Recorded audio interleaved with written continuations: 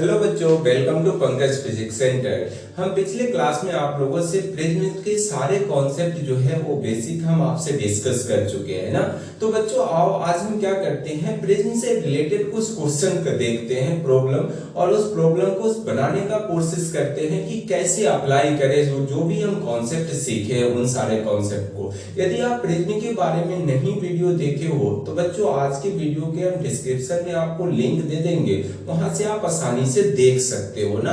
क्या कोई परेशानी नहीं होनी चाहिए आपको। चलो तो आप क्या करना है कि क्वेश्चन सीखते हैं। देखो ऐसा कुछ सिचुएशन है, एग्जांपल हमारा फर्स्ट है। यदि मान लो बच्चों कि हमारा ये प्रिज्म है, कोई परेशानी क्या, ऐसे इसका रिफ्रैक्टिव इंडेक्स हमारा √3 है। कितना बच्चों, √3। यहाँ पे रे जो आ रही है, रे वह है कितने पे, वह 60 डिग्री पे आ रहा है। मतलब नॉर्मल से कितना डिग्री एंगल बना रहा है, 60 डिग्री। ऐसा सिचुएशन है ना। आपसे मैं पूछ रहा हूं कि फाइंड करो बच्चों, फाइंड E कितना होगा, उसके बाद R1 कितना होगा, R2 कितना होगा, ये सारी बात ना। तो ये सारा सिचुएशन है। साथ ही साथ ए भी हम आपसे पूछ रहा हूं कि ए बताओ नेट डेविएशन कितना होगा, यह भी बताओ। ये सारा सिचुएशन है, इतना आपसे मैं पूछा हूं ना। तो ध्यान से देखो कैसे बनाओगे। अब हमें यहां से क्या, आप जो भी सीखे हो, क्या A इक्वल टू क्या सीखे हो, R1 प्लस R2 सीखे हो कि नहीं। उसके बाद क्या सीखे हैं, नेट डेविएशन इक्वल टू यही ना सीखे हो, I plus E minus A।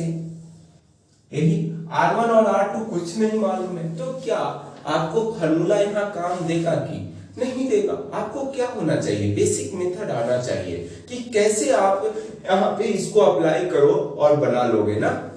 चलो देखो, तो ऐसा सिचुएशन है, क्या किया जाए यहाँ पे।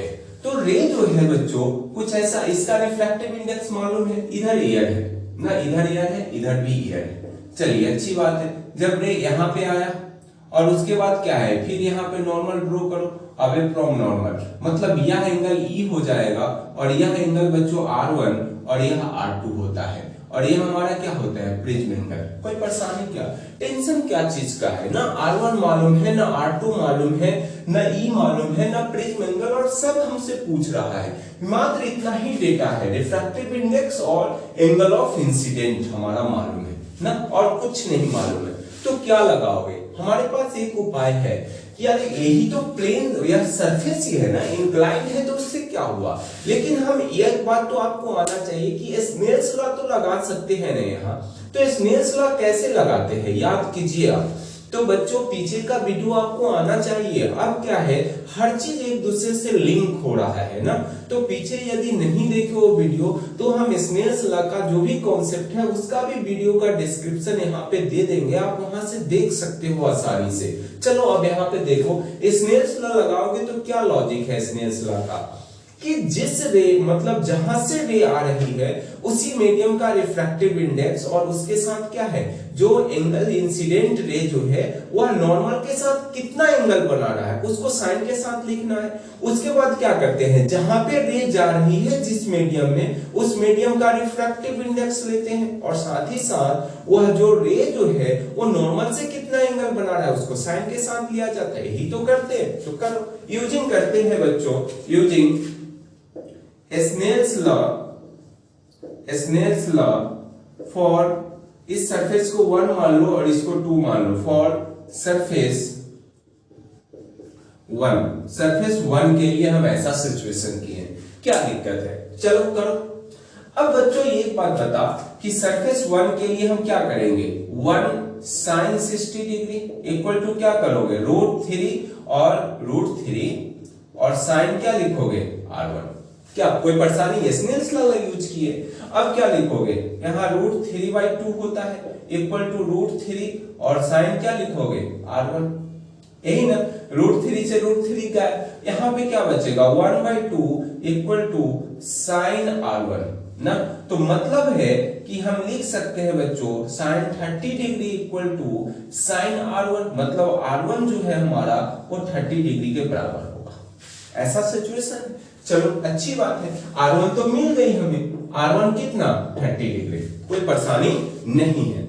इस तरह से अब हमारा टेंशन किसका है, यदि R1 और E भी नहीं मालूम है ना तो प्रिज्म एंगल मालूम है।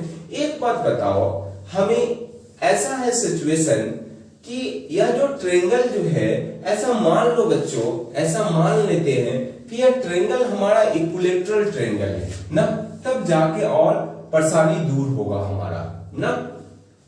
नहीं तो क्या होगा, फिर परेशानी क्या होगी, R2 जो है हमारा क्या निकाल सकते हो, नहीं निकाल सकते है ना। तो हमारा यह जो है इक्विलैटरल ट्रायंगल जैसा है, यह भी 60 और यह भी 60 और यह भी 60 डिग्री ना। ऐसा सिचुएशन, कुछ दिक्कत होनी चाहिए, ऐसा है। तो एक बात बता कि यह हमारा है, तो अब यहाँ पे प्रिज्म एंगल क्या होगा, 60 डिग्री। तो बच्चों यहां से देखना कि प्रिज्म एंगल यदि निकालना हो तो A इक्वल टू क्या होता है, R1 प्लस R2 होता है। तो यहां से रूल लगा दो क्या, कि हमारा A यदि 60 डिग्री है, अभी अभी या 30 डिग्री निकाले हो, तो R2 कितना होने वाला है, देख तो यहाँ पे R2 इक्वल टू मान लो 30 डिग्री, मान लो क्या 30 डिग्री ही होगा, इधर से उठा के ला, इधर तो 30 डिग्री। तो चलिए R2 हमारा कितना होगा, यह भी 30 डिग्री होगा। इस तरह से सिचुएशन। अब A हमारा क्या है, A तो प्रिज्म एंगल है और वो कितना होगा 60 डिग्री, क्यों, हमारा इक्विलैटरल ट्रायंगल है। यह कैसा है बच्चों, इक्विलैटरल ट्रायंगल है ना। तो सब 60 एंगल होगा, इस तरह की कहानी है। चलो प्रिज्म एंगल भी मालूम हो गया, यह भी मालूम, यह भी मालूम, यह भी मालूम। टेंशन किसका है, ई का। तो ई कैसे निकालोगे, सोचो तो बच्चों। ई निकालने के लिए हमें क्या मालूम है कि या तो नेट डेविएशन मालूम है नहीं, तो यहां लगा देते तो हम ई मालूम हो जाता। आई दिया हुआ है 60 डिग्री, ए हमें 60 डिग्री मालूम है, तो यह एंगल मालूम रहता तो मतलब क्या है, नेट डेविएशन मालूम रहता तो लिख लेते, निकल जाता, लेकिन यही मालूम नहीं है। तो टेंशन है, फिर भी हमारे पास क्या है, उपाय है। क्यों ना इस सरफेस के लिए हम स्नेल्स लॉ लगा देते हैं, लगा दो। यूजिंग स्नेल्स लॉ, क्या लिखोगे बच्चों, using Snell's law for surface 2 के लिए हम क्या करते हैं, स्नेल्स लॉ लगाओ। तो क्या करोगे, जिस मीडियम से रे आ रही है उस मीडियम का रिफ्रैक्टिव इंडेक्स, रे कहां से आ रहा है, √3 वाले मीडियम से, √3, और क्या लिखोगे sin R2 कितना है 30 डिग्री। चलो अच्छी बात है, इक्वल टू जिस मीडियम में रे जा रही है, तो रे मतलब रेयरल मीडियम में इधर आ रही है, तो 1 और sin E। कोई परेशानी क्या, सॉल्व करते हैं, √3 और sin 30 डिग्री 1/2, और क्या लिखोगे sin E। तो √3/2 इक्वल टू क्या लिखोगे sin E, और यह √3/2 कितना 60 डिग्री होता है, मतलब E इक्वल टू कितना 60 डिग्री। मतलब इमर्जेंट एंगल जो है वो कितने के डिग्री बराबर होगा, यह 60 डिग्री के बराबर होगा कि नहीं। मतलब यहाँ पे इंसिडेंट एंगल भी 60 डिग्री और इमर्जेंट एंगल भी 60 डिग्री आ गए। अब क्या है, नेट डेविएशन निकालना है, तो बच्चों यहां से फार्मूला लगा दो। अब क्या दिक्कत है, नेट डेविएशन जो होगा वो I प्लस E माइनस ए होता है। I कितना है 60 डिग्री, E अभी अभी 60 डिग्री आया है, और ऐसा दिस गैप, तो क्या होगा, नेट डेविएशन जो होगा वो 60 डिग्री होने वाली है ना। आप कहोगे कैसे होगा, क्लॉकवाइज होगा कि एंटी क्लॉकवाइज बच्चों। तो ध्यान से देखो कि आप यह फार्मूला तब आया था जब हमारा दोनों क्लॉक एंटी क्लॉकवाइज में हो रहा था, तो यहां भी हम एंटी क्लॉकवाइज ही होगा। अब कहोगे नहीं मानते हो, तो देखें यहाँ पे मान लो बच्चों कि यह सरफेस नहीं होता तो यह रे कैसे जाता, कुछ ऐसे जाता है ऐसे। तो यहाँ भी कैसे, Δ1 जो होगा वो क्या होगा, एंटी क्लॉकवाइज डायरेक्शन में होगा कि नहीं। यहाँ पे क्या होगा, यदि यह सरफेस नहीं होता तो कुछ रे ऐसे जाता, यहाँ भी एंटी क्लॉकवाइज डायरेक्शन में Δ2 होगा, एंटी क्लॉकवाइज डायरेक्शन। तो डेल्टा जो है बच्चों नेट डेविएशन, वो यहाँ पे देखना, नेट डेविएशन जो है वो क्या लिखोगे, Δ1 प्लस Δ2। तो Δ1 और Δ2 दोनों हमारा एंटी क्लॉकवाइज डायरेक्शन में है, तो नेट डेविएशन भी एंटी क्लॉकवाइज डायरेक्शन में होगा ना। इस तरह से कहानी है। तो ये हमारा क्वेश्चन था। तो बच्चों ध्यान से देखो कि इस तरह से हम क्या कर सकते हैं, क्वेश्चन को सॉल्व कर सकते हैं। स्क्रीनशॉट लो और क्वेश्चन करते हैं इसमें। चलो हो गया, चलो देखो बच्चों अब क्या है कि यह एंगल सेम टाइप का ही क्वेश्चन है ना, ध्यान से देखना क्या कर रहे हैं, थोड़ा सा एंगल को चेंज करेंगे ना, और कुछ नहीं।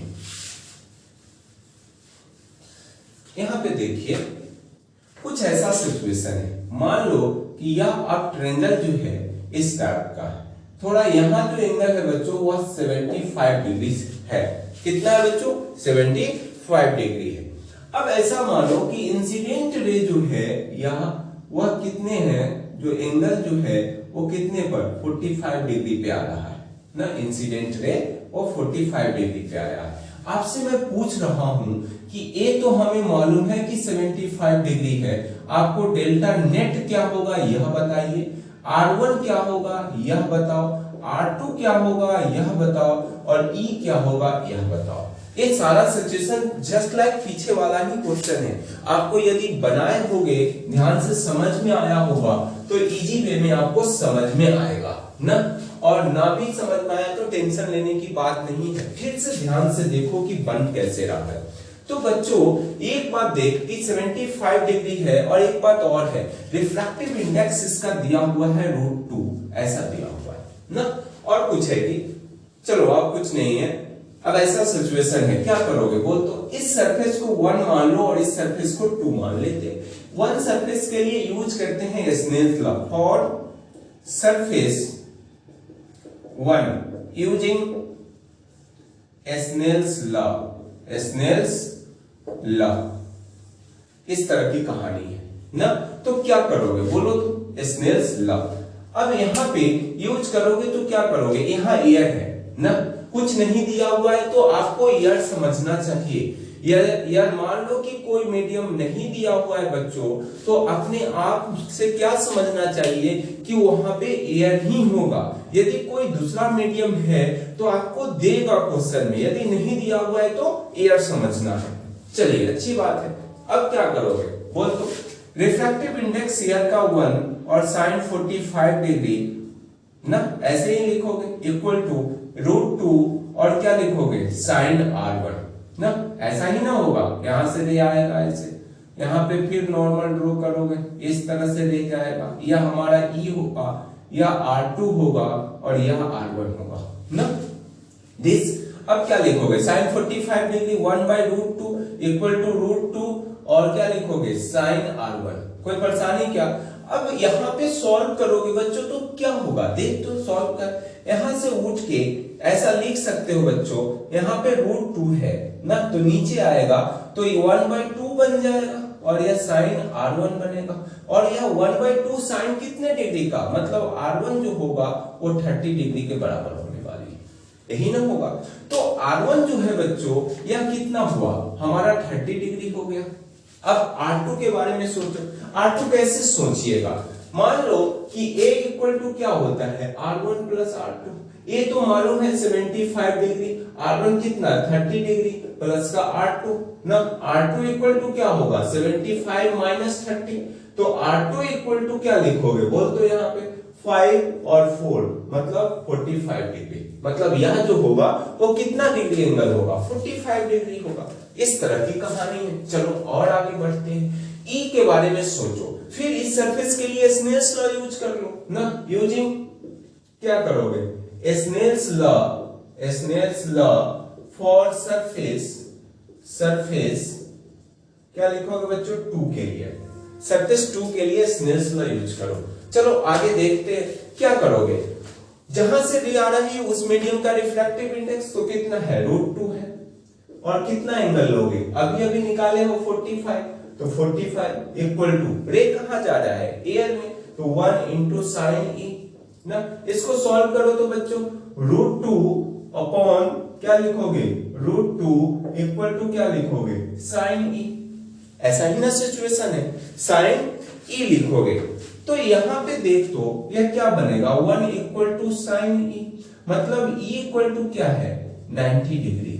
देख तो बच्चों बहुत अच्छा गजब चीज आया कि यह जो रे जो है वह क्या हो रहा है ग्रेजिंग इमर्जेंट हो रहा है, मतलब ग्रेजिंग एंगल बन रहा है ना, 90 डिग्री हुआ तो कैसे होगा ग्रेजिंग इमर्जेंस कर रहा है। ऐसा है कि यह रे जो है वो 90 डिग्री पे पे चला जाएगा, मतलब कुछ ऐसा फिगर बनने वाला है ना। यहाँ पे देखना फाइनल फिगर जो है बच्चों, यहाँ पे देखना, यहाँ पे ऐसा कुछ सिचुएशन होगा, यहां से रे आया इस तरह से हो गया, और यहाँ पे ऐसे, अब रे ऐसे जाएगा इस तरह से ना, तो यह हमारा क्या होगा, ग्रेजिंग इमरजेंस बोलते हैं, ग्रेजिंग इमरजेंस ना, ग्रेजिंग इमरजेंस बोलते हैं। तो यह हमारा रे होगा और ऐसे 90 डिग्री पे चला जाएगा। तो यह हमारा सिचुएशन, यह फाइनल फिगर है। यह फिगर क्या सही है कि नहीं है सही बच्चों, यह फिगर हमारा सही है ना, इस तरह से। तो यह क्वेश्चन में बस हम ये सिखाने वाले थे, यदि री जो है वो 90 डिग्री हो गया तो ग्रेजिंग इमरजेंस होगा। अब ग्रेजिंग का मतलब तो आप समझ रहे हो कि एग्जैक्ट 90 नहीं होगा, लेकिन एकदम बिल्कुल 89.9999 के पास है, तो 90 डिग्री ही है वो, और 90 डिग्री आया है, तो इसी को क्या बोलते हैं, ग्रेडिंग इमरजेंस बोलते हैं। तो इस तरह से हम क्वेश्चन क्या करेंगे, सॉल्व करेंगे। अब क्या है, एक बार तो और पूछ रहा है, ई मालूम हो गया, R1 R2 मालूम हो गया, यह डेल्टा नेट पूछ रहा है ना, तो डेल्टा नेट कितना होगा बताइए। अब क्या है, डेल्टा नेट जो है बच्चों वो क्या होता है बोल तो, I प्लस ई माइनस ए, तो I कितना आया है 45 45 है, और यह 90 डिग्री, और ए कितना है 75, तो बताओ तो कितना होने वाला है, कितना आएगा 5 और 135, उसमें से इतना घट माइनस होगा तो 0, और यहाँ पे 7 गया तो क्या बचेगा, मतलब 3 6 मतलब 60 डिग्री, इस तरह से। मतलब डेल्टा नेट जो होगा वो नेट डेविएशन जो होगा बच्चों वो कितने डिग्री के बराबर होगा, 60 डिग्री के बराबर होगा। कुछ उल्टा ना माइनस सही किया है ना, 0 और सही है ना, 60 डिग्री होगा। तो इस तरह से हमारा क्या होगा, नेट डेविएशन वो होगा, और इमरजेंस एंगल कितना होगा 90 डिग्री होगा बच्चों, और ये सारी कहानी है ना। यदि मान लो कि यह हमारा कितना है, यदि यह सरफेस नहीं होता तो रे ऐसे जाता, रे जाता कि नहीं, यह रे कैसे जाता ऐसे, और यह एंगल कितना है हमारा 90 के पास है ना, 90 के पास है, तो यह हमारा कैसे एंटी क्लॉकवाइज डायरेक्शन में जा रहा है, मतलब डेल्टा 2। यहाँ पे क्या होने वाला है, यदि यह सरफेस नहीं होता तो कुछ ऐसे डेल्टा 1 होगा, डेल्टा 1 होगा कि नहीं, यही ना होने वाली है। तो एक बात बता कि डेल्टा 1 हुआ हो, अब यहां से लॉजिकल देखो क्या होने वाला है, डेल्टा नेट यही ना लिखते हो कि यह हमारा कितना एंगल हो जाएगा, यह हमारा 30 कितना आया है 30 आया ना, ये 30 है, तो यह टोटल कितना है 45 डिग्री, यही ना, तो यह 30 तो यह कितना 15 डिग्री, तो 15 और प्लस का एंटी क्लॉकवाइज डायरेक्शन में, एंटी क्लॉकवाइज डायरेक्शन में प्लस आगे जाए। यहाँ पे यदि रे, यदि यह नहीं होता सरफेस तो रे ऐसे जाता, लेकिन गया कैसे, इस तरह से।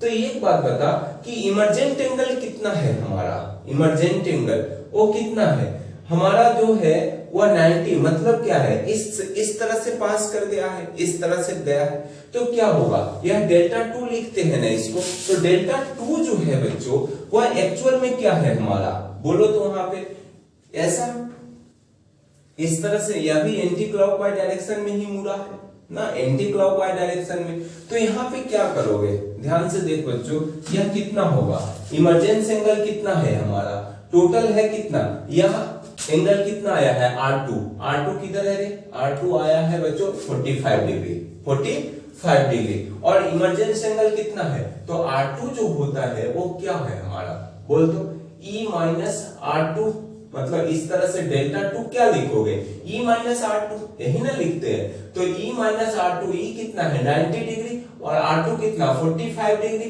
तो यह कितना बचेगा 45, और यहाँ डेल्टा 2 जो है वो 45 डिग्री एंटी क्लॉकवाइज डायरेक्शन में होगा, एंटी क्लॉकवाइज डायरेक्शन में, एंटी क्लॉकवाइज डायरेक्शन ना, ऐसा। तो अब बताओ तो यहाँ पे 0 और 5 6 होगा कि नहीं एंटी क्लॉकवाइज डायरेक्शन, ये सब कहानी है। तो डेल्टा नेट ऐसे भी निकाल सकते हो। तो ये बेसिक मेथड से आपको पता है, और ये क्या है, फॉर्मूला पे है। तो क्या कोई रॉकेट साइंस है कि बच्चों? तो इस तरह से आप स्क्रीनशॉट लो, और डिफरेंट टाइप की अभी हम क्वेश्चन अगले क्लास में आपसे हम डिस्कस करेंगे बच्चों, कि यदि प्रिज्म यदि मान लो कि बिल्कुल हमारा क्या है 15 डिग्री 10 डिग्री का एंगल है, तो वैसे सिचुएशन में क्या होगा, क्या हमारा ये फॉर्मूला सब काम करेगा कि? तो देखना बहुत अच्छा सा कॉन्सेप्ट है। फिर प्रिज्म के अंदर ही TIR का कॉन्सेप्ट यूज करेंगे, तो उसको भी आपको देखना जरूरी है। ये तो बेसिक है मेथड हमारा। तो इस तरह से हम अगले क्लास में फिर हम आपसे प्रॉब्लम ही डिस्कस करने वाले हैं। तो इसको आप देखिए, और जहां से इस टाइप का क्वेश्चन मिले वहां से आप बनाने का कोशिश करो। 100% आपसे बनेगा बच्चों। तो फिर अगले क्लास में आपसे मिलते हैं। That's it.